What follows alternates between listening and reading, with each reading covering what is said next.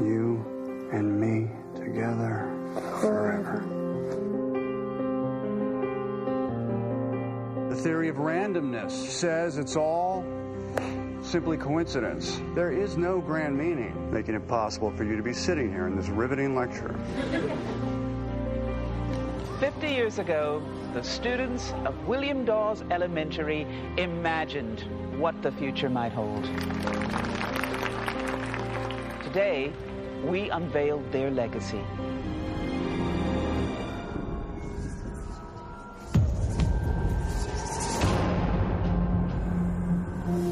Okay, why are you showing me this? It's a list of dates. Every major global disaster for the last 50 years in perfect sequence. From a piece of paper that's been buried in the ground for 5 decades. The next number on the chain predicts that tomorrow, 81 people are going to die in some kind of tragedy. Get off the train. Why? What's wrong? Just take the baby and get off the train.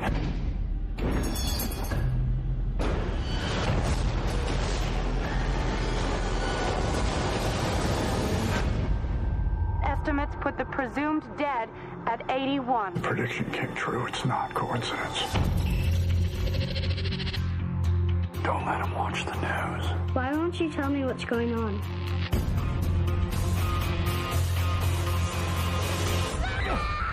They were here. Who? The Whisperer people. What do you want with my son? The numbers are a warning. They're a warning to everyone. This is not a test. This is an emergency broadcast transmission.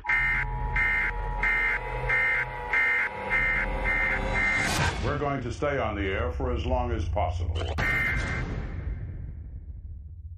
Are we gonna die? I will never let that happen, Caleb. Do you hear me? Never.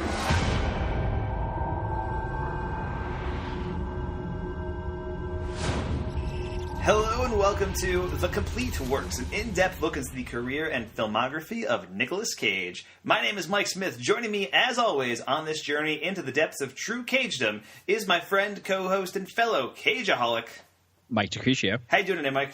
I am excited, Mike, because today's a momentous occasion for this podcast. Today is a momentous occasion, Mike. This is an episode that I've been looking forward to very much, because I had never seen the film we're about to discuss. But you had, right? Yes. And I was well aware that you were decidedly not a fan of That is correct. So, and this movie has also come up in conversation I've had with other people over the years. And pretty much everybody I know who has seen it really, truly hates it. They hate this movie. This movie inspires passions in people that I've never seen before. I had one roommate in my sophomore year who straight up hated Nicolas Cage and refused to watch anything with him in it because of this movie. This is the movie that turned him on Nicolas Cage. Changed his life. Yeah, in a way, yeah. Today, we are talking Nicolas Cage's role in 2009's Knowing. This is big, Mike. This is big. So you had seen Knowing before, and I know you're not a fan. How did you come across Knowing when you first saw it? My roommate in college, Colin, I hate you for this. He had a large binder of movies, and he was like, "Hey, man, we gotta watch this movie. It's Nick Cage. It's got math. Colin's a math major." Okay. He was like, "We're doing it. Let's go. Nick Cage versus Numbers. It's on." And we watched it, and I was very mad at him that he made me watch this movie. And it's kind of just become a trolley thing where, like, we'll text each other like, "Hey, Knowing?" Like, we'll just mention it, and we'll start an argument, and it's fine. Yeah. So he's a fan, though. He's a fan of Knowing. Yes. So that's Colin, a big proponent for Knowing. That's good. So he'll be represented on this podcast because I am a fan. I really enjoyed Knowing. Yeah. So son of a bitch. I'm sorry to betray you like this, Mike. But before we get into what we actually thought about the movie, let's talk about the background a little bit. The production of Knowing actually goes back quite a while. Novelist Ryan Douglas Pearson came up with the story for this movie way back in 2001. And that's when he pitched the idea to the film's producers, who liked the idea and bought the script. And then the project went through a couple different directors at different points, including Richard Kelly, the director of Donnie Darko. He was attached to this for a little while. And finally, in 2005, director Alex Proyas came on board, who was attracted to the script, which he saw as very different from any others he had been receiving. Are you familiar with Alex Proyas, Mike? Not by name. Okay, well, Proyas is a filmmaker who really came onto the scene in a big way in the 90s. He was the director of The Crow and Dark City. Pretty major cult hits back in the day. In the years since, he's a little bit more hit or miss, but there is a sincerity and a sense of swinging for the fences in everything he does that I really respect. And that might be why I like Knowing as much as I did. But his main inspiration behind Knowing was actually The Exorcist, in the way that it melds realism with a fantastical premise. That was kind of his idea behind what he was going for with Knowing. One of the very first things I noticed while researching this movie is that Knowing is a very Australian film. Really? Yeah. Well, Alex Proyas himself is from Australia. The movie was shot in Melbourne, and literally every actor, aside from Nicolas Cage, is an Australian native. Literally all of them. Every single person in this movie, except for Nicolas Cage, is from Australia, a few of which will become bigger stars in Hollywood later on. Of course, the movie is set for the most part in Massachusetts, which... the Australia of America. Which means all of these actors are working to suppress their Australian accents, which is kind of funny. Yeah, that's true.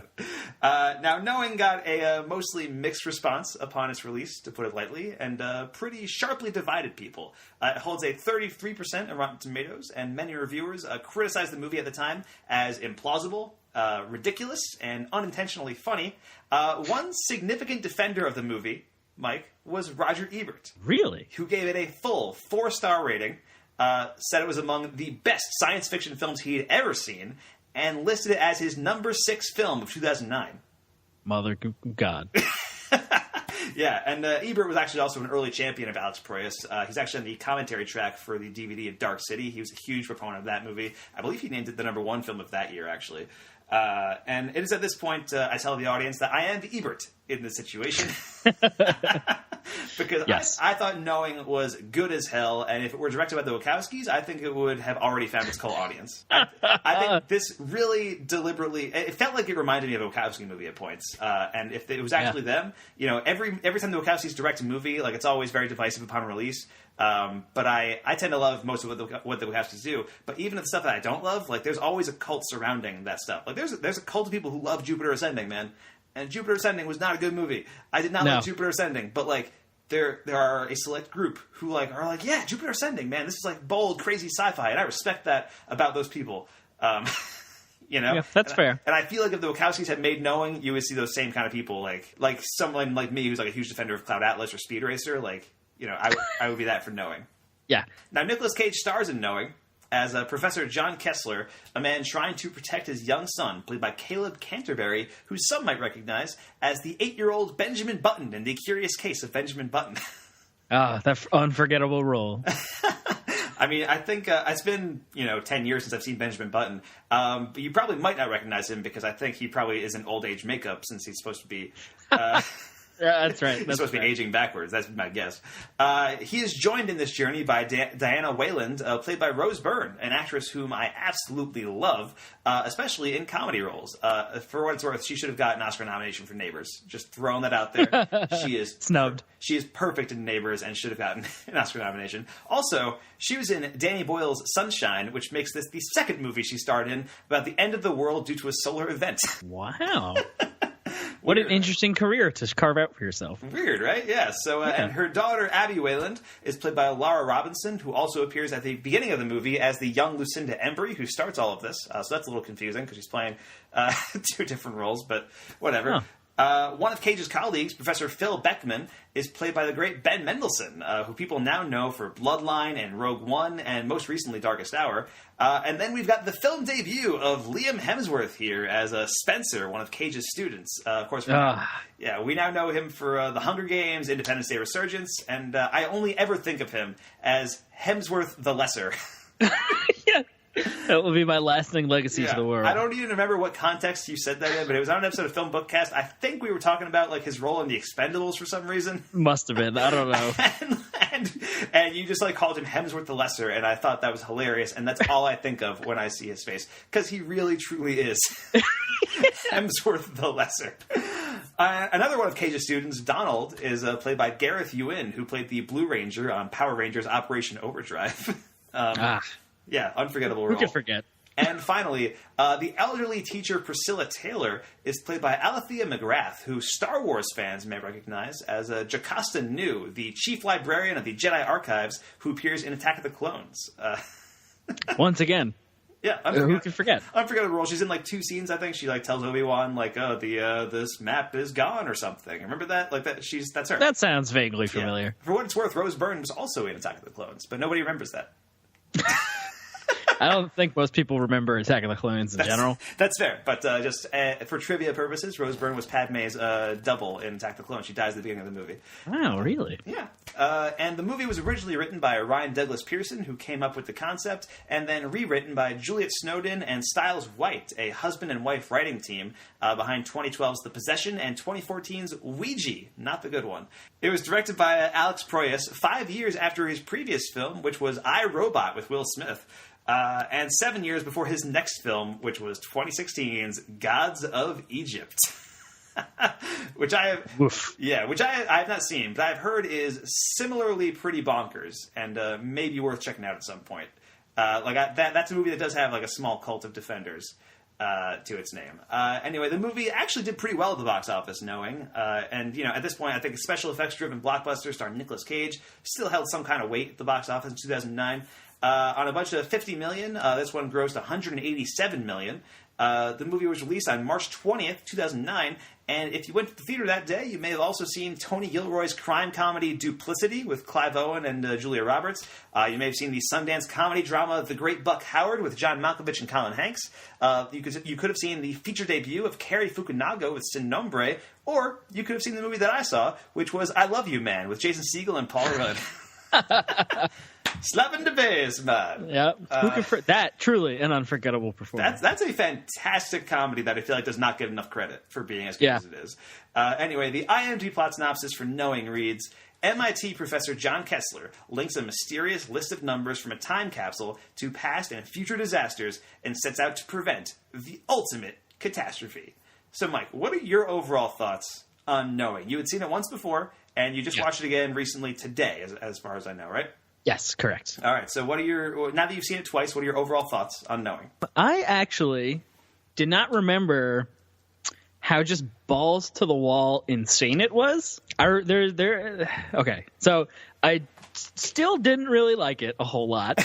I was on board for probably the first hour and a half and was kind of like, oh no, am I going to turn out to have actually liked this movie? Like, what's happening? This is everything I know about myself as a person is my ego. My entire identity is shattered. What do I do? And then it was like, here's a thing. And I was like, oh, okay, now I saved my sense of self is safe. Okay. But I actually did have a lot of fun with like Nick Cage versus math. That was, it's trying to unravel the mystery of this list of numbers and this time capsule page, and why are they scratching numbers into walls and all this crazy shit, and the mystery of Lucinda from the 50s and like all this stuff. And I was kind of on board with like this weird conspiracy thing, and then I guess it's revealed why it's happening, which we'll talk about, I'm sure. And it was like, no. turns out no. Yeah, that ending seems to be the jumping off point for a lot of people when it comes to Knowing. With my old roommate, that was what it was with him. Was like he just hated the ending so much. And I gotta tell you, I knew literally nothing about this movie going in, other than outside of the cast and that Alex Proyas made it. I didn't know the plot. I didn't know anything about the ending. I somehow managed to stay in the dark on Knowing. That's incredible. Yeah, and I had seen I remember when the movie was coming out, I'd seen trailers for it, so I kind of had an idea of what it looked like visually and stuff like that. But really, I knew nothing about it, and I had no idea what to expect. And really, even as I was watching it, I had no idea what to expect. It moves in so many completely different directions. Yeah. But I gotta say, I really, really enjoyed Knowing, which is just this kind of like big, bold, I said swing for the fences before, but it really is. It's this all or nothing sci-fi that I feel like we don't get enough of in modern blockbusters. And I think in recent years there's been a couple of like really big, really cool ones, but especially at the time, like 2009, there was not that many movies like Knowing that were being made. And not everything in the movie works, but I think it's a really compelling premise. It's a really exciting thriller, and it just features some incredible sequences, and also it's just completely insane. Like, truly, truly bonkers in a way that I was completely on board with. So enjoyed it. But yeah, for those of you like me who did not know anything about the movie, the general plot is that there's a prologue in the beginning with a little girl. She is scribbling down these numbers really fast, and nobody really knows what to make of it. And it gets put in this time capsule that is dug up 50 years later by Nicolas Cage's son's elementary class. And the son receives the numbers, and he starts going nuts with them. And then Cage starts to decode the numbers and realizes that they actually predict every single major world catastrophe of the last 50 years. Right. And then there's 3 left that he has to figure out where they are. And I think it's a really interesting premise because he knows where they're going to happen, because he figures out that some of them are latitude and longitude. He knows when they're going to happen, but he doesn't know what's going to happen. He doesn't know how he can do anything to prevent it.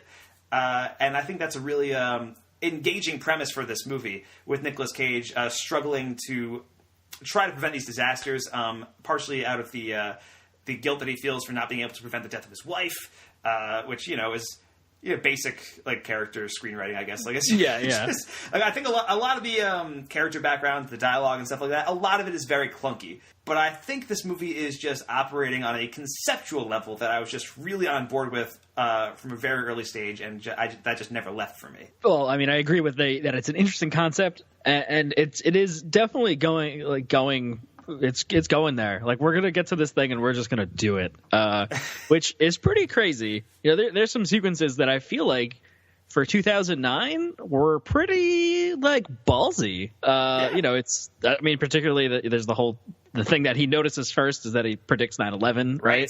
And I like, as soon as that happened, I was like, whoa. I was taken aback.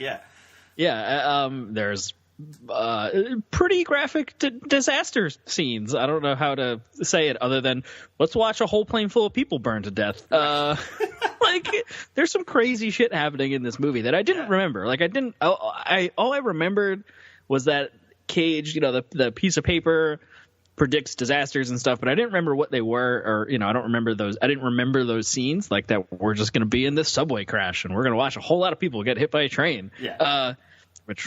Whoa, holy shit, in 2009, like really graphic, like we're just gonna like show it. So that was insane. And I was having I was on board for that stuff. I was on board for the mania and the insanity of Cage, like you said, trying to prevent these things. Him calling the FBI and then starting this whole big police chase by accident and all this crazy shit going on. Yeah. But then where it goes. Which I want to hear your take. I want to hear your take on light angels. Right.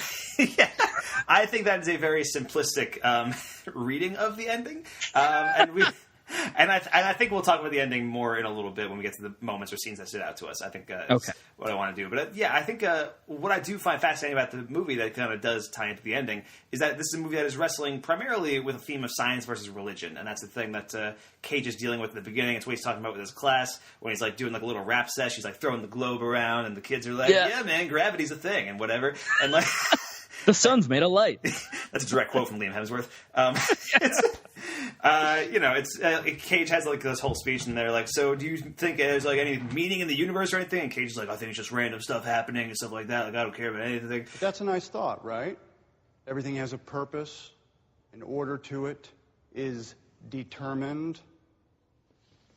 But then there's the other side of the argument. The theory of randomness, which says it's all simply coincidence. The very fact we exist is nothing but the result of a complex, yet inevitable string of chemical accidents and biological mutations. There is no grand meaning. There's no purpose. What about you, Professor Kessler? What? Well, what do you believe? I think shit just happens. But that's me. Class dismissed. And it's just, so it is this like, again, like very basic kind of stuff. But I think these themes are fully realized in just the complete insanity of the direction this movie goes in, and its visual style. And I'm not sure it ever gets anywhere in the argument of science versus religion, but I really just love the ballsiness of it and the way it kind of approaches it. To me, it felt like the Nicolas Cage equivalent of The Fountain. That was kind of what I felt like. Wow. By the end of this movie. And it's a super intense movie. I just want to throw that out there too. Like, there are a lot of scenes there. I mean, you mentioned the plane crash scene, the subway scene. These are fucking intense, like, crazy scenes. Like, I audibly shouted, "Oh fuck!" like at least twice while watching this movie. Yeah. I mean, even that prologue, I didn't remember that sequence. That's like some straight horror movie shit going on there. Yeah, like this movie is largely a horror movie, I gotta say. Like, especially the stuff with the whispering people with like little kids and stuff. Like, like you're almost like being stalked by them. It's almost like It Follows in a weird way. I mean, this predates It Follows by a few years. But it does kind of feel like of that same kind of horror ilk, which was interesting, which was cool. You know, I think I do really like the first hour and a half of this movie. If it had just been that long and there was a different ending, I probably would be really on board with this movie. Okay, all right. Well, before we get into like the specifics of different scenes and stuff, what did you think of Nicolas Cage in the movie? How did his performance work for you? I think this is the natural progression of the natural evolution. What was the phrase I kept saying? The natural progression of Nicolas Cage, right? I think that's what you usually say. No, but it this kind of unhinged wrestling with paranoia and guilt, and you know this kind of character really lends itself to Nicolas Cage's kind of style and typical type of performance. Yeah, I think it's interestingly reserved. He doesn't. I don't think there's a Cage freakout. Like in the typical meme sense, right? There's a couple of like shouting scenes towards the end, but it's like, you know, it fits within the context of what his character is going through, because like how could you not shout at the shit that's going on in this movie at a certain point? Yeah, but I think he gives a fairly convincing. Like, I was kind of in with what his character is, even though it is pretty basic, like you were saying. But I was surprised. I think my relationship to my having to dislike this movie really kind of colored the way I thought everything happened, you know? Right. Like, it kind of became like a troll thing that me and my friends would do. But I guess I'm a little more up on this movie than I was expecting. Still not gonna say it's good. Okay.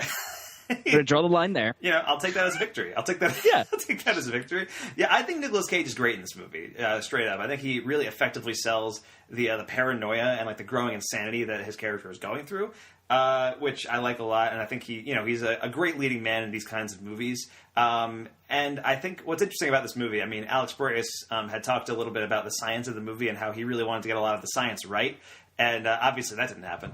But interesting. You know, he was saying that, like, you know, he is doing all this like scientific research and is trying to get like things exactly right and like wants it to be as realistic as possible. And then somebody asked Cage about the science and if he did any research for the movie. And his response was, "Well, I grew up with a professor, so that was all the research I ever needed." Because his dad was a college professor, and that's it. That's all he did. That's enough. You know, and I think it's pretty. That's kind of funny for somebody like Cage, who we've described as sort of a little bit method in a lot of these roles. You know, he went on like a 2-week drinking binge in Ireland before leaving Las Vegas. He spent weeks in a cabin with John Travolta before Face Off to get all their mannerisms right. And for this movie, he's just like, yeah, I think I got this. Just my life is enough. Yeah, exactly. But what I really want to say, I really dug the relationship between Cage and his son, even though I did not like the son at all. I thought the son, the actor who played the son, Caleb Canterbury, I think is a terrible kid actor. And kid, and I don't mean that in a negative way. I think kid actors in general are pretty bad. In most things. But you know, it's very rare that you get a really good kid actor. So when you do, it's awesome. And this is like a fairly like perfunctory kid actor. Like, he's fine. Like, he's not good. Yeah. There's I was gonna say there's one scene in particular that was just maybe like, oh child, please. Yeah. As soon as he first came on screen and he was just like talking and he was just like saying like, I think the movie that has him. I think this is a problem with a lot of movies with like kid actors, where they give them dialogue that is too complex for the kid actor to say. And yes, you know, and like the character kid is supposed to be a lot smarter than the actual kid that is playing the kid who doesn't really know how to act yet. And so this kid, who's the son of Cage, the astrophysicist or whatever he is is talking about these different like stars things and whatever at the beginning, and I was like, oh, this is gonna be painful. But that's the thing. I dug the relationship between him and his son, and even though I didn't like the kid actor that much, I think that's how good Nicolas Cage is in this movie. Is he really sells that relationship, and I bought into the ending. I thought the ending was very powerful in that regard. Because of the separation between Cage and his son. We'll talk about that in a bit. Right. But yeah, so how do you think this role fits into the roles that we've seen Nicolas Cage play in other movies, Mike? Oh, this is where I say it's the natural progression of Nicolas Cage's role. Yeah. But I think it is we kind of started talking about, National Treasure 2 and then Next and, these kind of movies that we're getting into where it's starting to get kind of rote, right? We're going to start seeing a lot of these kind of sort of cheesy, sort of just I was accidentally defrauded in tax or whatever the hell happened to Nicolas Cage. He bought like 19 castles or some shit. Right. And he needs all of the dollars. I don't think it's actually on that kind of level, right? Like it's this, it's not direct to video or anything like that. But you can see that coming, right? We're getting close to that kind of level. I think we're probably another 2-3 years, and then we're there. Oh yeah. I agree. I think this feels somewhat of a piece with Next, actually, since you brought that up. It is a mid-budget sci-fi thriller built around a lead performance by Nicolas Cage. I think this is a lot better than Next. I think Next is real bad. Next is a real bad movie, and that's a movie that has a terrible ending. I'm throwing that's a movie with an ending that audibly pissed me off. So that's. That's fair. That. I was gonna say, interestingly, the fake out ending of Next kind of similar to the actual ending of Knowing. I'm gonna have to disagree with you on your police work there, Lou. Nice. But we'll get that in just a few minutes. But I think this also feels like the first Nicolas Cage film of the modern era in a weird way. I think it's because. In previous movies, he would have co-stars and stuff, and the co-stars would always be people who were from movies that of the past, I guess. Like, movies from the 80s, 90s, 2000s. This movie's from 2009, and all of his co-stars are people who became famous later on. Like, they feel like a lot of these people are people who grew to prominence in the 2010s. Rose Byrne, Ben Mendelsohn, Liam Hemsworth. All of these people are people who become more famous after Knowing. So it's a weird case where I think this feels like the first Cage film of, like, the modern era of film. You know what I mean? Yeah. It's no longer other people kind of lifting up Cage. It's Cage, propelling other actors, kind of the passing of the torch kind of thing. Sure. I mean, Cage has always Cage's been the lead for many years now. But what I mean is just like in terms of like I think at this point you're going to start to see more modern actors in the movies that we're talking about now. Because otherwise you see something like Gone in 60 Seconds, and that's a movie from 2000, and it's got like Nicolas Cage and Angelina Jolie at like their prime and stuff like that, right? Yeah. Whereas this movie, it's a very young Liam Hemsworth here. Like this Liam Hemsworth, he's got 2 lines. Yeah.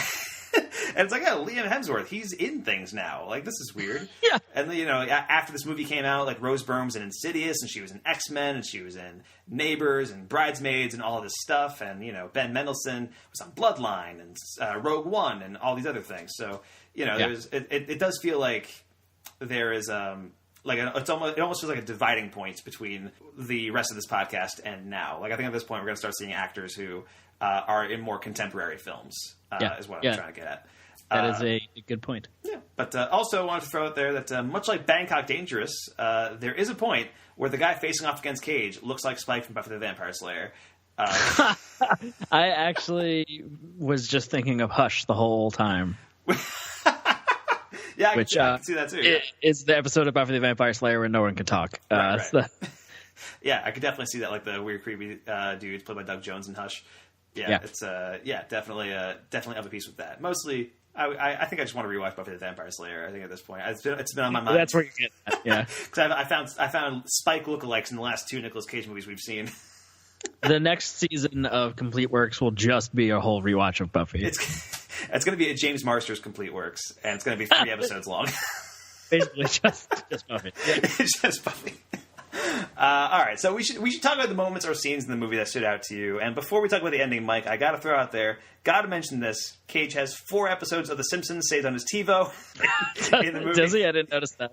There's a part in the beginning where he's like scrolling through his TiVo and he ends up watching like a nature documentary or something. But there's 4 episodes of The Simpsons saved on that TiVo, and now he's never going to get to watch them.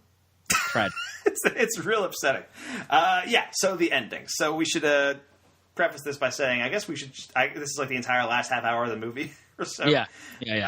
So Nicolas Cage and Rose Byrne get separated. Rose Byrne takes the 2 kids and is going to take them to the cave to try to keep them safe, which was never going to work in the first place. And Cage figures out where to go to try to prevent this apocalyptic event.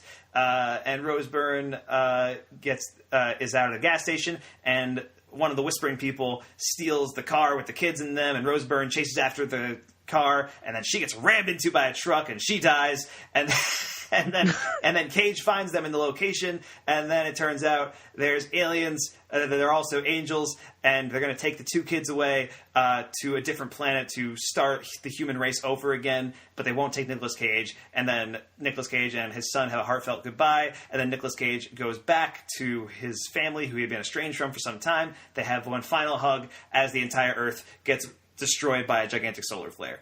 Did I get everything? Is that... You forgot the bunnies, but yeah. Oh, yeah. Yeah, the 2 kids have bunnies, which, sure. Because why not? Yeah, so, I mean, I have... There's so many questions surrounding this ending. Because it does almost feel like it comes straight out of left field, but for me, it felt so perfect. And okay. I'm curious... Okay, so explain to me why you dislike the ending of this movie, Mike. I don't know if I could put it into words, Mike. I was going to say, without just repeating what I just said. Okay, so there's these guys that don't talk. No. Honestly, I'm not entirely sure. It just feels... I think it's the suddenness of it, right? Like, despite the supernatural events of the entire movie, like, the whole movie is based on... shit that's not plausible, and I'm fine with that. Like, I'm in. So, like, I don't have a problem with suspension of disbelief. But there's something, I don't know, I think it's a personal thing with me where we just go, but what if aliens, though? And like, that's the solution, and it isn't satisfying to me, okay. I think. And I do think I agree with you, though, that moment where they do take Caleb and Abby, I think, is the 2 kids, and yes. Nicolas Cage is forced to be separated from his son, and that is a powerful moment, and I do like that. I like how that works for his character, and him coming to terms with his role in everything, and his wife's death and everything like that. Yeah. But there's just something about alien angels gonna come and take the Adam and Eve, but they're not the only ones, which is fine, I guess. To this other planet, and they're gonna like run towards a tree for 10 minutes. Before we go to credits. It's not that long. It's like it's probably like 30 20 seconds. Yeah. Yeah. But I don't know. There's something that just feels so weird about, I guess, the lack of agency Cage has in the end, right? We follow him trying to prevent all these things, and he doesn't prevent any of them. Like, right. He doesn't save anybody, and he obviously can't stop the sun from exploding. So I don't know. There's just something that feels weird about the whole movie kind of being pointless in some weird way, even though that's not. I don't know how to describe it. Okay, see, other than just not being satisfied with angels and aliens being the solution. See, I had the complete opposite reaction because I felt it ended on such a hopeful note. I feel like it ends with the destruction of all of humanity except for these 2 kids, right? And possibly more. There's you see a lot of ships leave Earth at the end of the movie. But the only 2 people that you see go with the aliens are these 2 kids, Cage's kid and Rose Byrne's kid. Well, in the final shot when they're running towards the tree, there's other ships landing way in the background. Right, exactly, and that could that could just be aliens, right? That could just be aliens. I guess that's fair. But that could be other kids, other people, or whatever. Like chosen ones, or whatever. Chosen ones, yeah. But the visual reference of the shot obviously implies these kids are like the new Adam and Eve, so to speak. The tree is like the tree of life in the Garden of Eden type thing. And I found it to be a very hopeful note to end the movie on. Like, even though humanity is dealing with this incredible tragedy that will wipe out almost everybody, it will live on in some small form, and given time, it may have a second chance, so to speak. Right. But yeah, I was on board for all of that. I think I think what I like about the aliens, and it's not that I like that it's like, oh, it's just aliens. I feel like it's not just oh, what if aliens though? Like because the alien angel things, whatever, they kind of like are seeded throughout the movie. Like they don't just come out of nowhere. I mean, actually, the first question the first thing that the kid says, Nicolas Cage kid says to Cage, is like, "Hey, do you think aliens exist?" Like something. Something along those lines. Like there's foreshadowing there, and then you have these the shadowy whisper people, and there's clearly something off about them. Like they're clearly not of this world, or they're clearly of supernatural. They have some kind of supernatural ability because they have the like that weird whispering going on in the kids' heads, and you have these visions that they're able to create among the kids. So for me, the alien angel thing, it didn't. It's not like I felt like it worked. It felt like it is. I think on the surface an incredibly convenient, like I wouldn't say convenient. I was going to say goofy. Okay, yeah. Like it seems silly if you're looking at it from a literal perspective, but I feel like if you're looking at it from a spiritual perspective, which I think this movie ultimately goes for, and I think the like I was saying before, there's a struggle between science and religion that this movie kind of battles with, and I don't think either one necessarily wins out. It seems much more heavily religion towards the end. Obviously, but I don't think either one necessarily wins out. I just think because it's dealing with these scientific discoveries, but also it kind of like merges the two in my eye. And so I think you look at it in a sort of spiritual sense. I think it's what I was saying about before with the Wachowskis. It feels like kind of a piece with their work almost, like especially something like Cloud Atlas. Like it's kind of just something you roll with and you accept and you buy into, and you might be able to see something based on faith in a weird way, right? But yeah, and I mean there is foreshadowing throughout the movie. Some of it's very overt, and some of it's a little more subtle. I mean, there's a bit in the beginning when newscasters are like, "Hey, watch out for solar flares; they could be deadly." And but then like later on, Cage is going to his the ceremony to unveil the time capsule, and the kids are doing a chorus thing, and they're singing "This Little Light of Mine, I'm Gonna Let It Shine." Yep. And it's like, okay, that's a kind of clever way to foreshadow the fact that the world's about to blow up. Yeah, in that scene also has one of the like clunkiest, worst child actor lines. After he gets the page, right? The Caleb, the son, the Cage's son, gets the page of numbers, and he looks at it all confused. And one of his classmates comes over, is like, "What'd you get?" "Huh, lame. We all got pictures," and then just runs away. Hey, what'd you get? Boring. Everyone else got a picture. I think the best part about that, because I noticed that too, the best part about that is the second half of that line is like ADR'd in. Like it's... like he's running away as he's shouting, like, "We all got pictures!" But it's like off... Like you don't see his mouth, so it's just like off screen almost. Yeah, the voice of God. So that was... pretty great. What'd you think of Rose Byrne in this movie? Nicolas Cage and Rose Byrne together, their relationship. She doesn't really play into the movie until like an hour in. Yeah.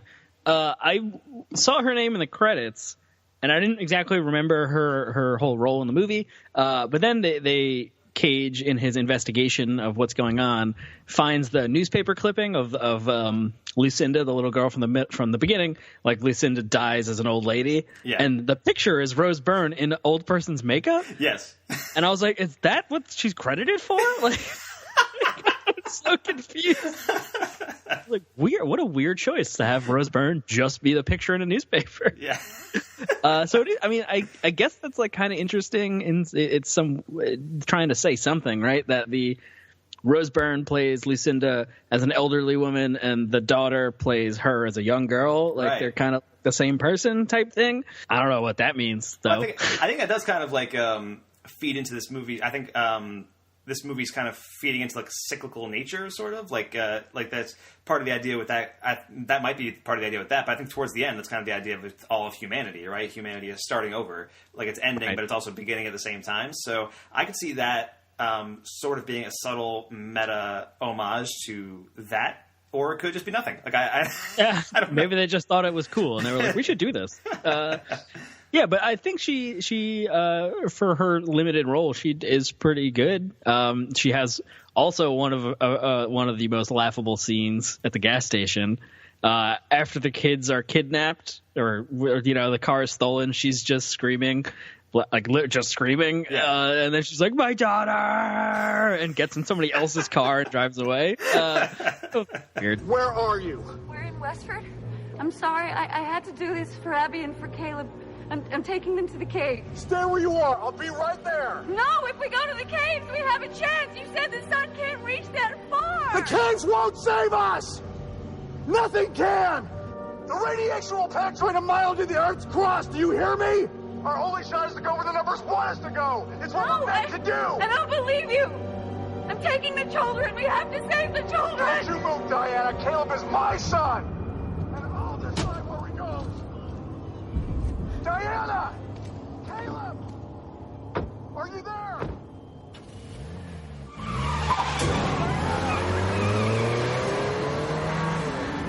Abby! But she, it sort of fits the level of insanity that this movie has risen to by that point. Right. Where like the world's gonna end, and here we go, and shit's going crazy. Yeah, at this point, people are starting like rioting in the streets and all that, and like people are looting everything. I really that death scene for Rose Byrne like came out of nowhere for me. I was shocked. But at the same time, it doesn't come out of nowhere because it was predicted that she would die on that day, right? That was the idea, and that's the thing. Like she says to her, Cage, like, "Oh, my mom predicted I would die on like October 19th or something," and then she does, and it's shocking when it happens. But then you realize, like, oh wow, and that to me is the moment that like cements what makes the ending of this movie work. Actually, is because at that point, once it's clear Rose Byrne's death came true, that prophecy came true, then the everyone else dying prophecy also has to come true. Like there's no kind of getting around it. And so to me, Rose Byrne's death was kind of powerful in that sense. But then you also kind of get the. I'm curious what you if you picked up on the significance of the stones that came up throughout the movie, because a lot of the Netflix reviewers did not. And I thought it was just like a very clear, like whenever the stones appear, like that's a direction, or like that's when those whisperer dudes are around. Like that was basically that's basically all they were, right? Like That's how I interpreted it, was that they were just a marker of chosen ones, I guess, right? In some weird way, because like they show up and give one to the sun, right? And then they find them in the Lucinda's mobile home or whatever, which was weird that she has so many of them. I guess I don't really know exactly what the significance of them is, right? But it definitely has something to do with the whispering dudes. Yeah, I think it was just like something like that. I did really. I thought that moment was pretty cool when they mentioned the EE on the list of numbers and like what could that mean, and then they flip the bed over and they find everyone else scratched into the bed frame. That was pretty cool. It was a pretty cool like oh shit moment. Yeah. Every reveal in the movie had me like that. Like I was on the edge of my seat every time something like that was revealed. Like when Cage discovers EE meaning everyone else. When Cage figures out that the uncircled numbers were latitude and longitude. Like in that moment, like, and that's a great moment because that he discovers that and he realizes like oh shit, that's where I am, and and it's happening right now. Or it's supposed to happen today, and he like gets out of the car, and then at that point, that's the plane crash sequence, and it's amazing, and that's such a good sequence, Mike. I was on board. I mean, that's all done like one continuous take too. Yeah, which is like my thing. You know, if you do that, I'm probably gonna like it. Like it suddenly turns into Children of Men for a second, and you're like, whoa. Yeah. There's just a lot of on fire people.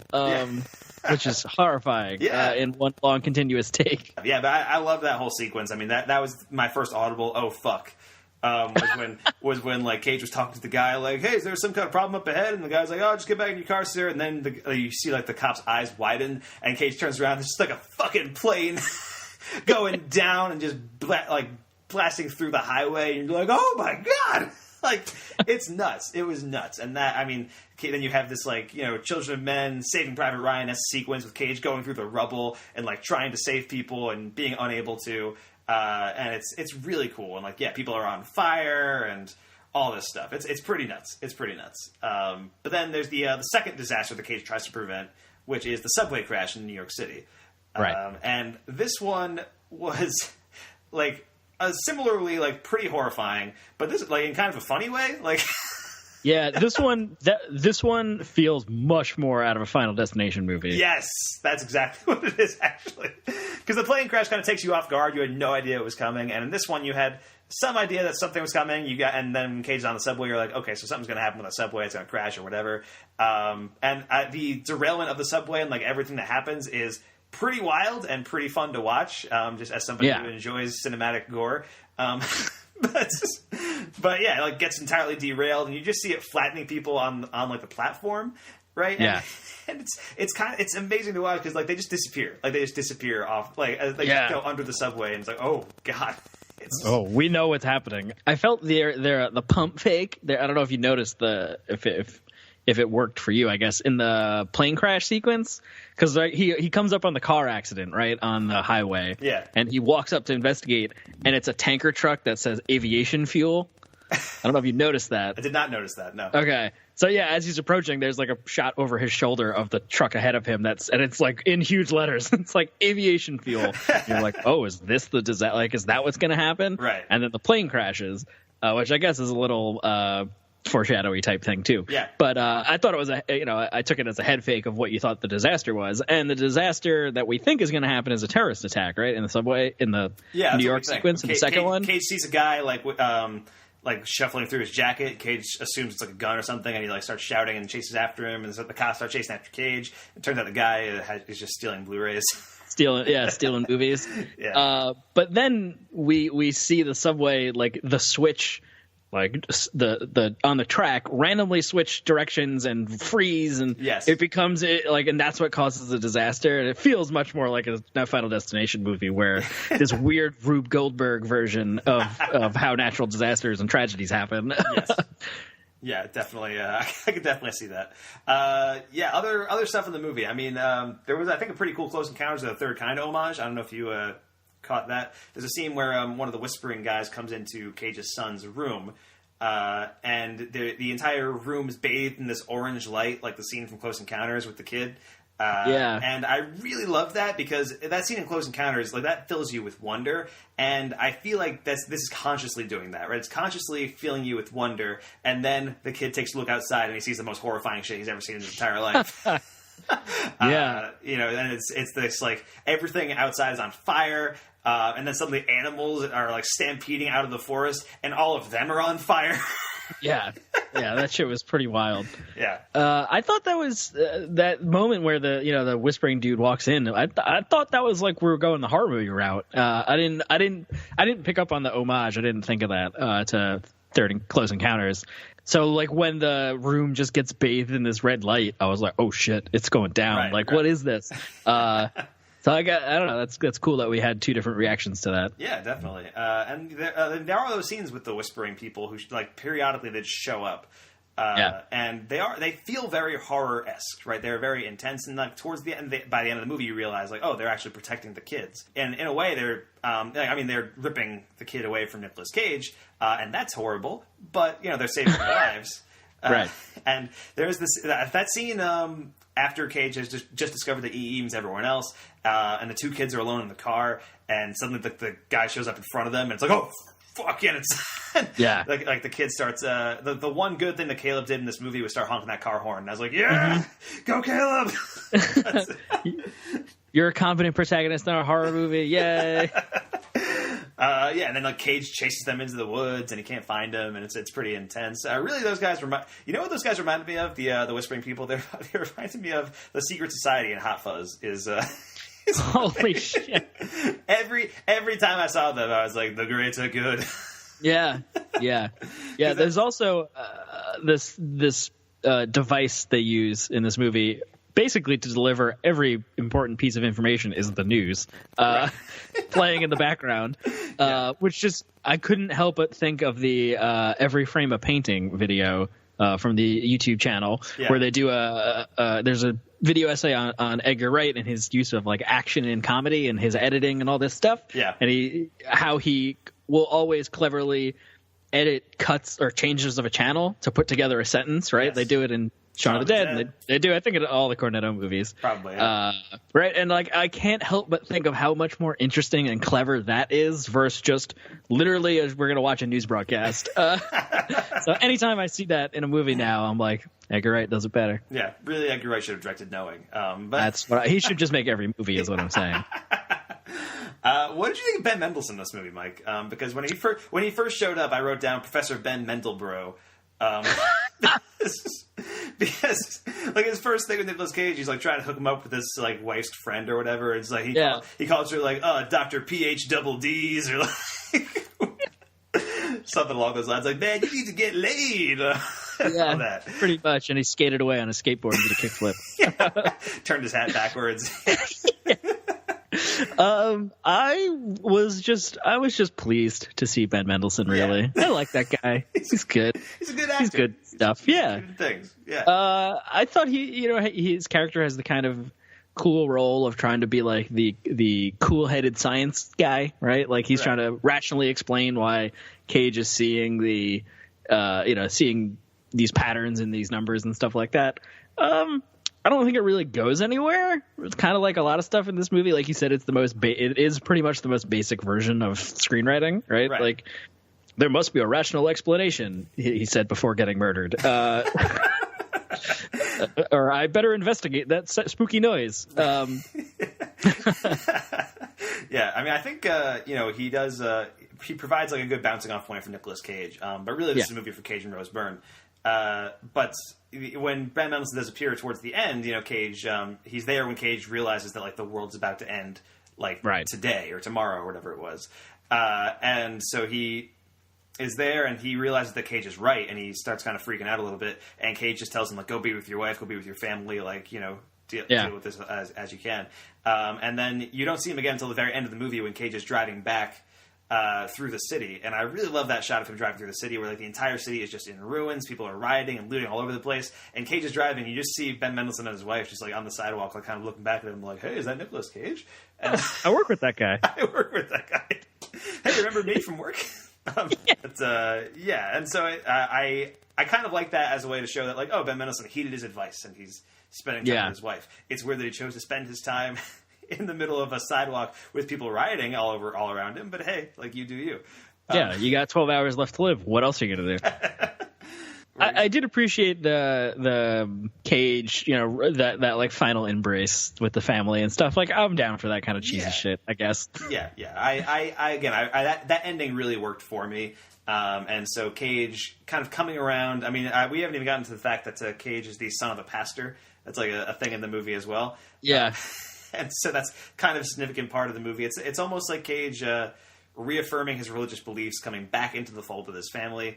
I mean, because after the shit he just saw with his son and the aliens, like I think that would change your perspective of the entire world, universe. Yeah. And so it is like him welcoming himself back into the family that he's been estranged from for so long, just in time for the world to end, like kind of making peace with the fact that the world is ending. In his own way, and then the entire city just bursts into flame, and then we kind of fade away and move to this alternate planet the ships are landing on. You see the kids running towards the Tree of Life, and we have the credits. And I found that really powerful. You found that really silly, and that's and that's a shame, I guess. And that's a shame. I'm really. I mean, I'm glad that you at least liked it a little more this time than you did last time. Last time you saw it. Yeah, I think I have, just in my personal taste of movies, have much more embraced that kind of like just fucking we're doing it, and that like kind of this isn't a B movie, but that kind of I can't think of the word, but gusto. That's not it. But you know what I mean. That passion for just going for it. Yeah, it feels like there's a lot of passion behind this movie from everyone involved, and that's really what I respond to. Very, very much so. I think if I had seen this movie when it came out in 2009, when I was 16, I probably wouldn't have liked it. Like I think about that now. Like I probably would not have liked it. I was like, well, Cage didn't do anything. Like nothing happened, and like everything happened anyway. Like I don't get it. Like there's aliens. Like that's stupid. Whatever. But you can't just quote me for this whole podcast, Mike. Like what the fuck? You can't put me on blast like that. But now that I'm 24, I've seen many. Now that I'm enlightened. Now that I'm an enlightened 24-year-old. I've seen many more movies since then. I have expanded my mind in other ways. I respond much more strongly to something like this. When I was 16, I was all about like the cynical, like hard-edged kind of stuff. But as I've gotten older, I'm a lot more responsive to stuff that's like really built around passion and belief and just like swinging for the fences and going all in on this kind of stuff. Cloud Atlas, one of my favorite movies of the last decade. And I think this isn't as good as Cloud Atlas, but it is of a piece with that kind of movie. You know? And I think that about wraps up our thoughts, Mike, unless you have anything more you wanted to say, any scenes that stood out to you, or should we move on to Netflix reviews? No, let's see what the people have to say, Mike. Yeah, let's see what the people have to say about Knowing. People aren't really a fan of this movie on the internet, and that's a shame. So we're going to start with a one-star review of Knowing from Netflix. Again, this is a mix of Netflix reviews and Letterboxd reviews, actually, just like last time. Okay. But this one's from Netflix. 1 star. Warning, plot spoilers. I really wanted to like Knowing. I really did. But it is not a good movie. I am a huge sci-fi fan. I have been quoted as saying even bad sci-fi is better than no sci-fi. That famous quote. I now retract that quote. Oh, God. The movie fails on almost all counts. The plot had potential, but it was not developed at all. The directing and the dialogue were consistent with a B-movie at best. We are asked to accept ridiculous things. Nicolas Cage is a teacher at MIT, yet his class is like a grade school with ignorant children. There is also a scene where they explore Rose Byrne's character's deceased mother's house. They do it in the middle of the night and leave the children in the car alone. Leave the children alone on a dark, foggy night in the middle of nowhere. As soon as the adults leave, the creepy goth whisper men show up, right on cue to terrorize the children. Really? And what about the stones? There are these little stones that appear everywhere but serve no purpose. I could literally find fault with every scene in the movie, but it is not worth my effort. But perhaps worst of all was the finale. I was hoping there would be some point to knowing what was going to happen. Maybe a god would appear, or some cool scientific invention would save the day. I will say, both those things kind of happen. Yeah, fair. But no, we get angelic-looking aliens and a huge mothership to take away 2 children and leave the entire population of the planet to perish. Why?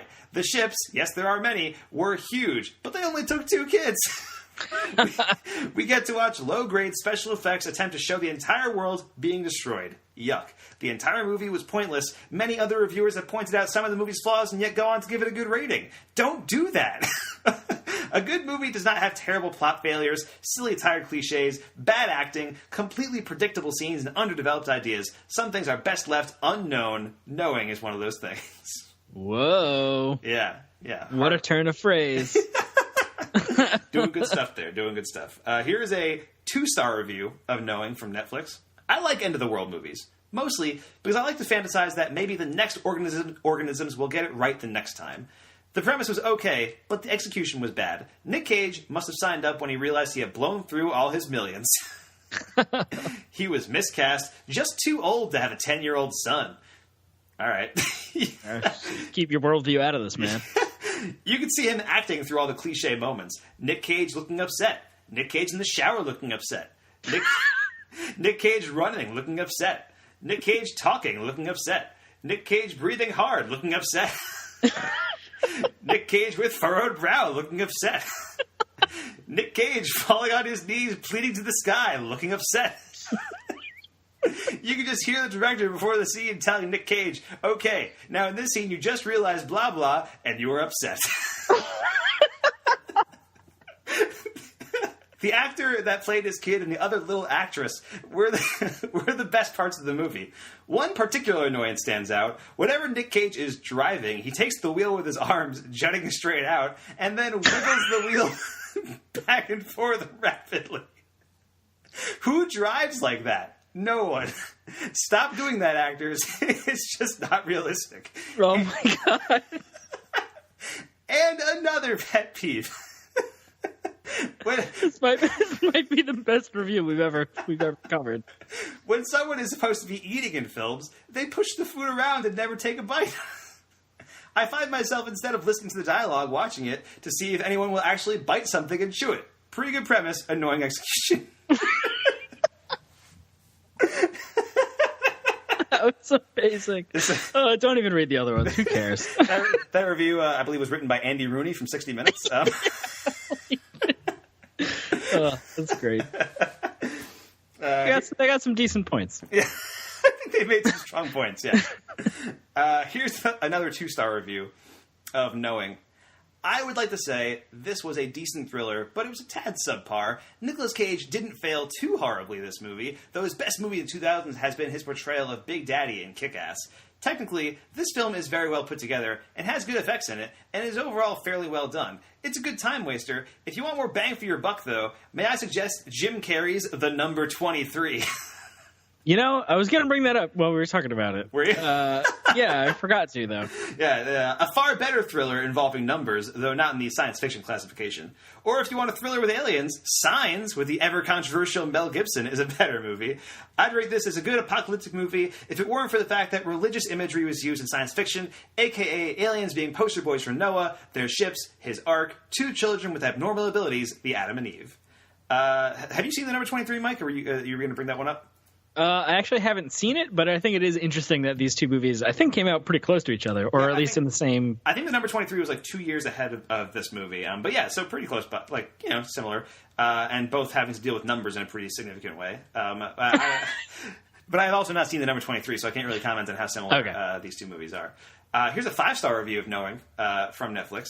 And actually, the first line says, 10 stars! But very tricky film. Formula, and I mean constant Hollywood formula, and the typical subroutine plots. Doubt the writers miss even one. So bad that I just about bailed, but the kid kinda held me and the creepy dark people were somewhat curious. Well, the writers pulled a creative ending. So original that I don't recall this type ending ever used before. So you guys are just gonna have to sit through all the boring stuff to get to the final couple minutes. But a LOL, but a good LOL. So... This guy had the opposite reaction of almost everyone else who watches this movie. The complete opposite reaction, yeah. This movie sucks, but the ending's amazing. That's what he says. That person's from a Bizarro universe. Yes, exactly. All right, we're going to move on to some Letterboxd reviews. I have a couple of these. Here's a 2-star review of Knowing. This is short. When I first saw this, some cables in the projector room caught fire, and we had to evacuate the cinema. That should be prophetic enough. Perfect. Holy crap. Right? Here's another short one. It's a 3.5-star review from Nathan Rabin from the AV Club, actually. How did the Earth get burned? How did it get burned?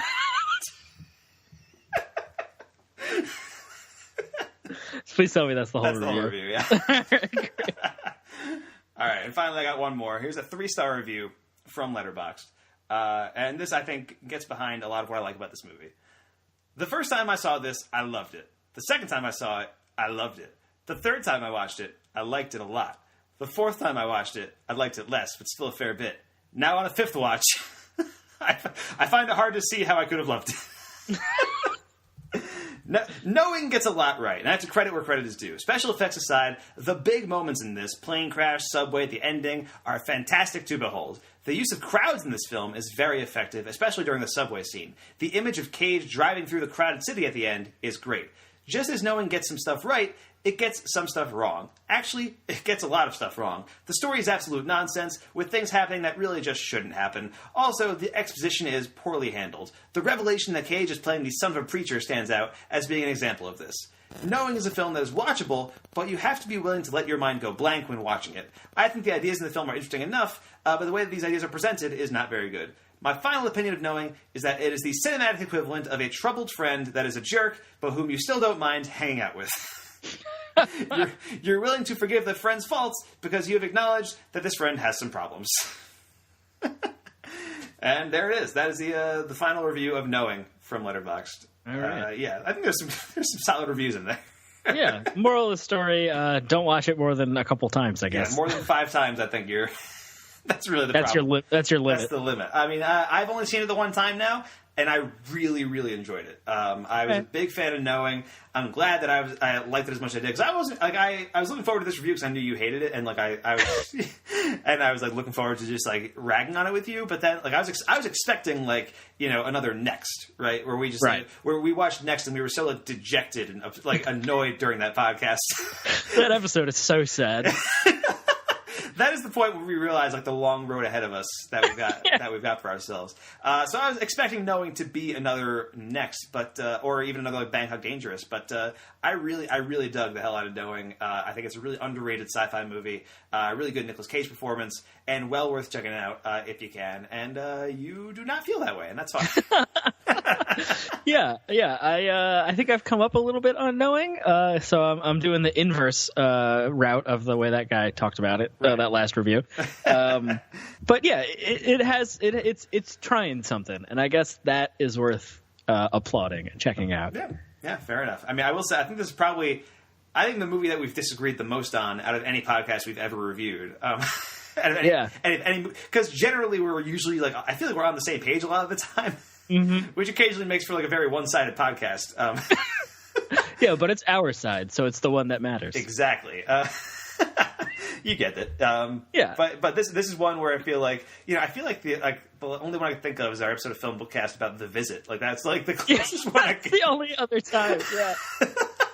That's a very good point. Anyway, I think that about wraps it up for today. Mike, where can we find you online this week? You can find me at twitter.com/mdfilmblog. And if you like Dungeons & Dragons, my friends and I post our games at youtube.com/geonerd79. And you can find me online at twitter.com/msmithfilmblog and all of our podcasts and stuff at filmbook.com. Thank you so much for listening to The Complete Works. I'm Mike Smith. That's Mike DeCriscio. If you're listening to this review of our podcast on iTunes, subscribe to the podcast, rate it, take a moment to give us a review. Support the podcast and FilmBook. Take part in our Patreon campaign. You can find our Patreon campaign page at patreon.com/filmbook. Any and all feedback, compliments, topic discussions, even hate mail can be sent directly to podcast@filmbook.com. Please list the podcast you're emailing about in the title of your email, because we produce so many different ones hard to keep track. We would love to hear from you. Now join us in 2 weeks for another episode of The Complete Works, in which we're going to be talking to Nicolas Cage as he cashes in a quick voiceover paycheck for Jerry Bruckheimer's secret agent gerbil movie, G-Force. Mike, do you remember G-Force? I do, actually. I haven't seen it. Neither have I. I remember when it was coming out. I think it was like summer 2009. Yeah. So that's going to be that's exciting. Nicolas Cage, that's a strong word. Nicolas Cage voices a gerbil, Mike. What's not to like? Nicolas Cage, Jerry Bruckheimer. Yeah, Sam Rockwell's in that one too, actually. All right, we're in. Also voicing a gerbil. Super in. Yes. Also, you can keep an eye out for FilmBookcast. We'll be talking Black Panther pretty soon. Looking forward to that very, very much. So thanks so much for listening, guys, and thanks for getting in the cage. Oh, shit. Boom! Nick Cage, motherfucker! Boom! Nick Cage, motherfucker! Boom! Nick Cage, motherfucker! Think about that while you're leaving Las Vegas!